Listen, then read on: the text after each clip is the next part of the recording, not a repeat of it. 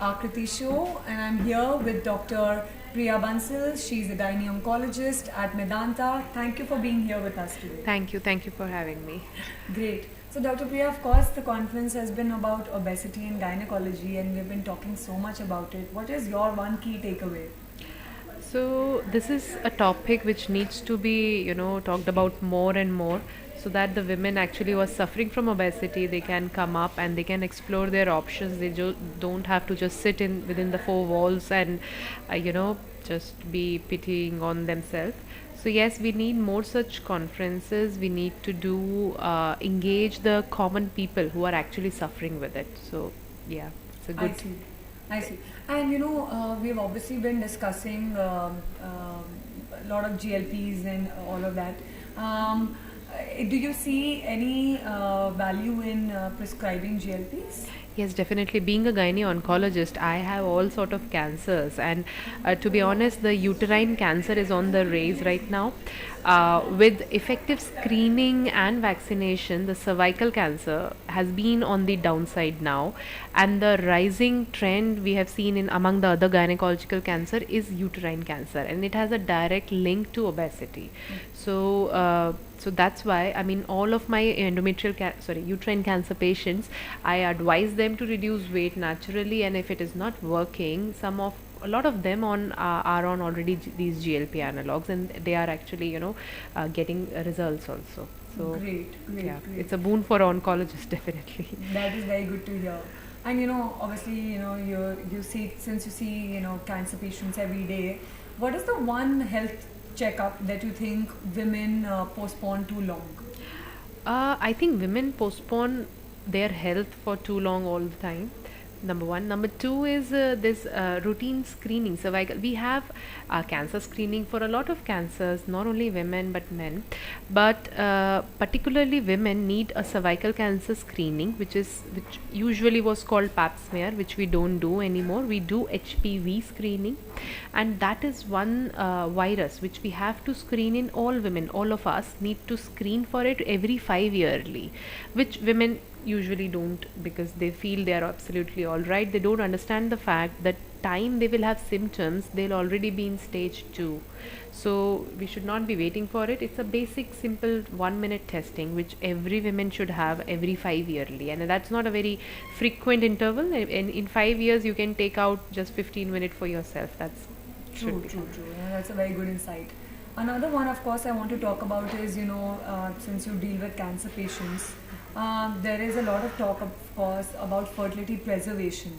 Would you recommend that for your patients? Yes, of course. I mean, a lot of cancers now have got fertility preservation. In fact, we are reversing the cancers. I have been fortunate by God's grace to reverse two of my patients who came to me with uterine cancer, which is the cancer of the womb, and they were just 30 and 31. They wanted a child, and they unfortunately got diagnosed with cancer in the fertility workup only.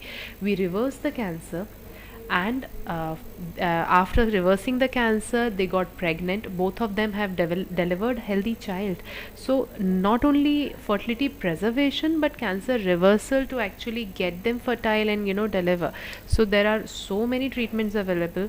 We just need to be selective, and the patients needs to be counseled and in your trust, so that they can actually pursue it. And I would say, what percentage of patients would you be seeing in like this reproductive age category, who might require It's something like that? increasing. I mean, I don't want to scare anybody, but it is increasing. I don't know whether it is to do with the environment, with the lifestyle, or whether it is just like that. Because probably one basic reason I was told by one of my seniors was that because nowadays we are living longer, we are living better. I mean, nobody is dying with malaria or dengue, right? So when you are not dying with infectious diseases, you will have the non-infectious, the lifestyle diseases more. So that's why the obesity, the diabetes, or the cancer comes up in a higher, a rate in the younger women also. No, true, true, true. And last but not the least, of course, because there's so much talk about AI, robotics, and all of the new advances in science. What is something that you are excited to see that might come in the next 10 years, or would you like to see which can possibly come in the future? It is already here. So the robotic revolution is here. I am a robotic surgeon. I'm doing robotic surgeries. I'm training young surgeons to do robotic surgeries. And I would say it is about evolving oneself and things. AI is a tool which needs to be used properly, of course, and we have so much better way of diagnosing our problems, so much better ways of surgically treating our patients, and this is an exciting age to be a doctor. I mean, to be anybody in this age actually. So Yeah. yeah, I'm excited to be doing more and more robotic surgeries and carry the AI generation forward. Great, great, great. Last but not the least, what's your biggest stress buster? Uh, I don't know. My daughter, talking to my daughter, she almost, reduces my stress to zero. So, yeah. Great, great. So yes, I'm sure you're an advocate for, say, someone to have kids. Yeah, definitely. I mean, the worst possible thing I have seen in this generation is, talking your emotional issues with ChatGPT. I mean, Yes, yes. nothing can be as bad as that. So, talk to kids. Talk to kids. They That's will true. tell you the right answer Answers. to your problems. Of course, of course. No, it's been lovely hearing you. We're just going to do our quick segment on which is take it or trash it. So you just need to give your opinion. Okay. And so So I'm it's a just, myth or fact, sort of. No. yes, whatever you think. Like Okay. like suppose ghee for pregnancy, you say take it Yeah, or yeah. trash it. Oh, okay, okay. For example. Yeah. So let's get started. Kegel exercises. Take it or trash it. Take it. Take it. Gut microbiome test. Take it or trash it. No idea. Probiotics. Take it or trash it. Take it. Full body MRI scans. Not trash it. Trash it. Okay. DNA testing. Take it or trash it. Trash it. Trash it. Interesting to know because you do onco cases because True. everyone's been talking about the I ones know. for cancer. I have my reasons for it. Yes. Yes. Infrared sauna. Take it or trash it. No idea. Okay. Red light therapy. Again, no idea. I think I have to Okay. Google these. Um, drinking 3 liters of water a day. Completely. I mean, one should always take it. Okay. Continuous glucose monitors. Take it or trash it. You can. I mean, You can take Yes, it, right? yeah. And feminine hygiene washes. Take it or trash it. Trash it.